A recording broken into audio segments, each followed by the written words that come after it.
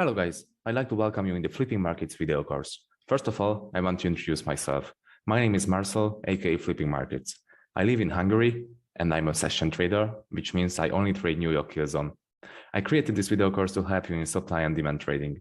I will keep this course as simple as possible because we all know that simplicity is key in the Forex game. There's no need to ever overcomplicate things, especially trading. That's why I kept my PDF and this video course simple. By the end of this course, you'll get a deeper knowledge about the supply and demand trading, and you have a great chance to become funded in a short period of time. So enough of talking, let's just begin.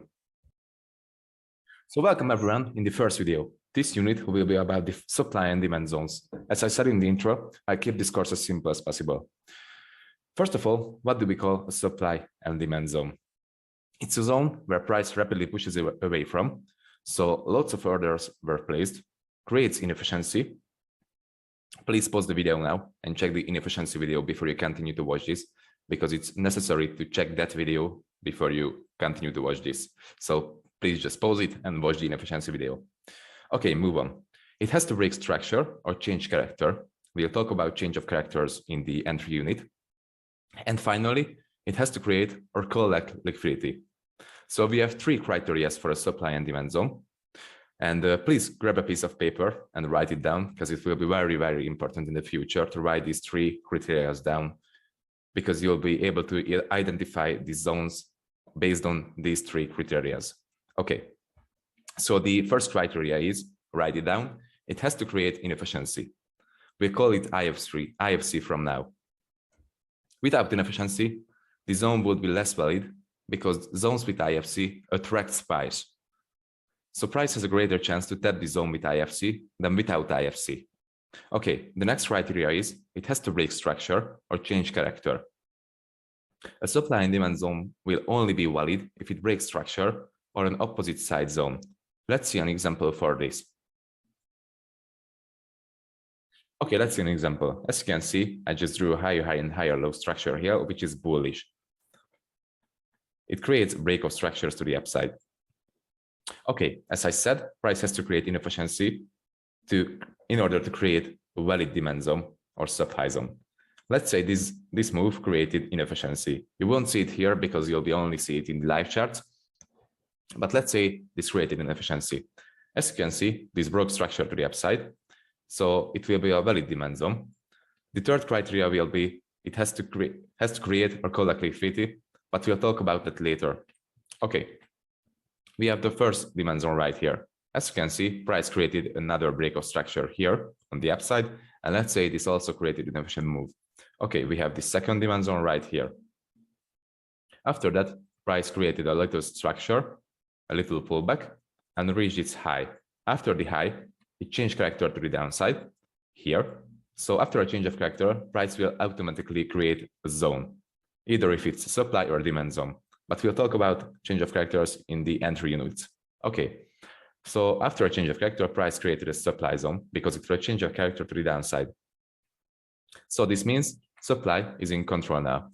I will just draw a supply zone right here. And supply took over control because it broke the last demand zone, which was here.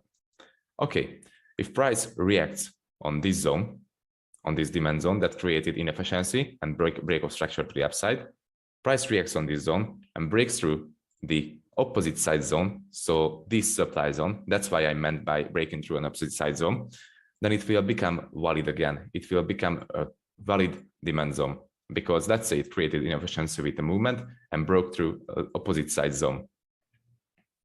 So yeah, let's move on. Okay, so the third or the +1 criteria is the liquidity creator sweep. I said +1 because it's not necessary to create or sweep liquidity in order to form a valid zone, but it's a really, really strong confirmation. So the first and the second criteria has to happen in order to form a valid zone. So the break of structure and the IFC, it has to happen. But the third, so the liquidity sweep, is just a confirmation. Okay, we'll talk about liquidity sweeps deeper in the liquidity unit. Let's see the criteria on these examples. So the first one is a long example. As you can see, price, let's say, created an inefficient movement to the upside because you won't see inefficiency on this line. But let's say with candles, it created inefficiency. First criteria is fit. This was the last high point. This was the last low point. Price with an inefficient movement broke through the last high point, so it broke structure to the upside. So the second criteria is fit. Let's see the liquidity sweep will collect. We had liquidity trend line here. We'll talk about liquidity trend lines in the liquidity unit. So we have liquidity trend line here. Price swept the liquidity trend line, collected liquidity from above, and it created another liquidity on the way down. So it has double liquidity confirmation because it swept liquidity and created liquidity. So all of the three criteria are fit: inefficiency, break of structure, liquidity. Okay, the same goes on for the bearish structure. As you can see, price has a high point and a low point. Price did a pullback and created a break of structure to the downside. With impulse movement, let's say we have inefficiency here again. It broke structure because it broke through the last low point. It collected liquidity because we had a liquidity trend line here again. So price swept all of the liquidity from this trend line. Price created liquidity on the way back down to this zone. So it created liquidity and swept liquidity again. So all of the three criteria are fit. Let's apply these criteria on the live chart. So we are on the live charts right now on the 4-hour. As you can see, price was in a bullish trend. And after the bullish trend, price broke this trend and started to form series of lower lows and lower highs. So this means we are in a bearish trend right now. Okay, in a bearish trend, as we know, price will form supply chain. So supply zones over and over again being respected. This is a supply chain.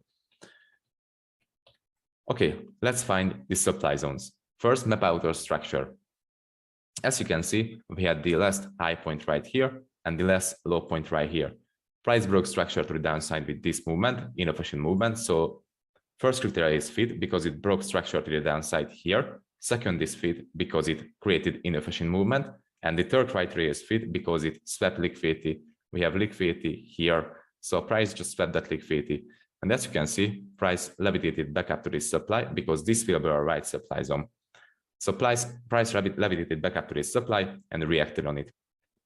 So I will just mark